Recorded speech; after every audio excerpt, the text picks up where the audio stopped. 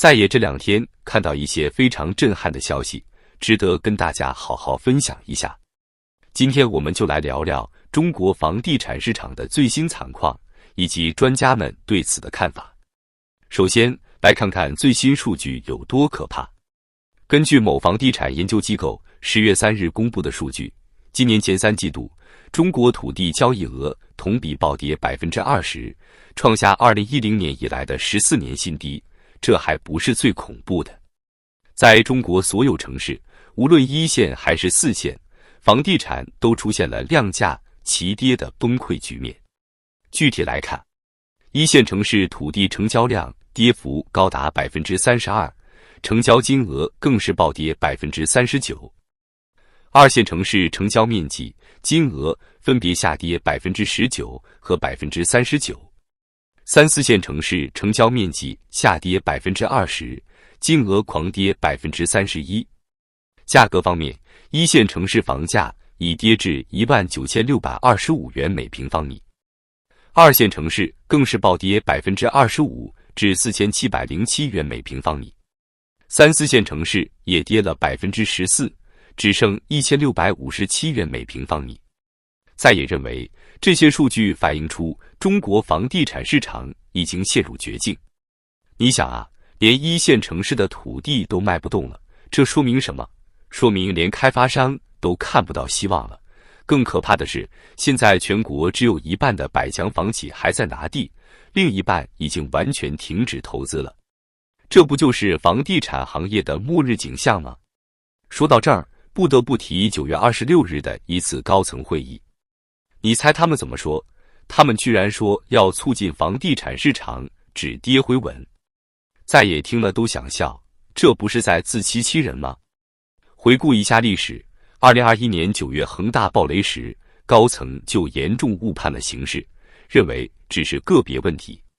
结果呢？3年过去了，中国房地产泡沫彻底破裂，全国至少95个城市已经鹤岗化了。所谓鹤岗化，就是房价跌到几万块就能买套房的程度，简直就是房地产的坟墓啊！来看看更多官方数据有多可怕。2021年商品房销售面积18亿平方米，2023年跌到11亿，今年可能跌破10亿。2021年新开工面积20亿平方米，2023年腰斩，今年又跌 20% 以上。2024年1至8月，房地产开发投资同比下跌 10.2%， 房企到位资金同比暴跌 20.2%。8月末，商品房待售面积73783万平方米，同比暴增 13.9%。这些数据说明什么？说明中国房地产已经进入了空前严重的危机，可当局还在说什么止跌回稳，这不是在开国际玩笑吗？在野认为，这种做法就像在洪水面前垒沙包，洪水越来越高，他们就把沙包垒得越来越高。但是洪水积蓄到一定程度，必然会冲垮堤坝，到时候灾难只会更加惨重。最近，北上广深4大1线城市纷纷出台新政救市，广州甚至取消了限购，成为第一个完全放开的1线城市。但是，这真的能拯救房地产吗？一位旅美经济学者一针见血地指出，这些政策只是降低了买房门槛，但房款并没有减少，政府根本就没有让出真正的利益。听听老百姓的心声有多绝望。一位中国民众说，现在我们每个月要还5000块钱的房贷，这个烂尾楼一直要烂着的话，那么对于我个人来说的话，真的没有活下去的勇气了。但当局还在想着怎么割韭菜，怎么哄骗百姓接盘。一位台湾财经专家说得好，整体来讲，这对中国房地产能不能真正撑起来，我是打上一个大大的问号。一位专栏作家更是一针见血，中国的房地产已经过度膨胀，这个泡沫已经破裂，是无法恢复的。当前的政策走向在房地产这块其实是错误的。在野认为，这些政策根本就是在饮鸩止渴，只会让危机进一步加深。就在这样的背景下， 9月30日，一位房地产研究机构的高层在接受采访时居然说：“我认为历史上最宽松的政策松绑窗口期开启，也意味着房地产牛市行情正逐渐开启。”这话一出，立马引起了轩然大波。一位知名律师发文痛批，说这种说法不是水平有限，就是屁股指挥脑袋。这位律师提到了一个很有意思的事：某大型房企最近出台了一个销售新政，卖出一套108平米的房子，中介至少能拿到30万元的佣金；卖出300平米的房子，佣金能高达80万元。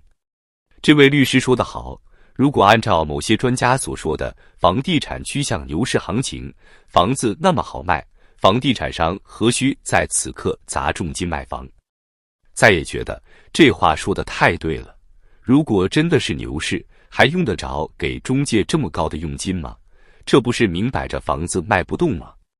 更可怕的是，根据《华尔街日报》10月2日的报道，经济学家估计，中国可能有多达9000万套空置住房，其中3100万套是全部或部分建成但从未出售的。9000万套空房啊，这是什么概念？北京常住人口才2100多万，上海才2500多万。也就是说，中国的空置房能装下3至4个北京或上海的人口。更糟糕的是，《华尔街日报》还说，由于中国的人口政策，预计未来30年，中国人口将减少2.04亿。人口越来越少，房子越来越多，这不是要变成一个个鬼城吗？有经济学家说，即使中国人口不断增长，要让这些空屋住上人也相当困难。现在人口还在下降，这问题就更难解决了。当局5月公布了一个3000亿元的计划，想让国企买下这些空置房变成保障房。结果呢，到6月底，各家银行只用了4%的额度。为什么？因为租金太低，企业根本无法盈利。在野认为，这就是当前政策的可笑之处。他们总是想用行政手段来解决市场问题，结果只会越搞越糟。有专家说，中国房地产市场正在面临长期的修正，过剩房源可能需要超过10年的时间才能消化掉。但在野觉得，就算给10年，这问题也未必能解决。为什么？因为中国的问题不仅仅是房地产，而是整个经济体系都出了问题。从房价形成机制，到股价形成机制，再到汇率形成机制，甚至是人口政策，全都是对市场规律的扭曲操作。中国的房价形成机制、股价形成机制、汇率形成机制，过去几十年的人口政策，包括现在的新质生产力，甚至是以前的一些重大经济政策，全部都是对市场规律、人口规律、经济规律、自然规律的扭曲操作。这些政策已经造成了严重后果，消灭了大量财富，例如过剩房地产、过剩的大基建、过剩的制造业产能。但是中国人依然相信，政府只要一出手就能解决经济问题。这种思维本身就是问题的根源。最后，再一想说，如果国内的朋友有时间，一定要去3个地方看看。1、攀枝花，这是3线建设时期建设的新城市。2、雄安新区，号称是1000年大计。3、江苏如东，曾经人口政策的重点地区。去这些地方看看，你就知道过去的政策到底造成了什么样的后果。这些地方都是政策失误的活生生的例子，能让你真切地感受到中国经济问题的深层次原因。总的来说，中国房地产市场的崩溃只是整个经济危机的一个缩影。从数据上看，情况已经糟糕到了极点。但更可怕的是，高层似乎还没有认清现实，还在用一些肤浅的政策试图挽救局面。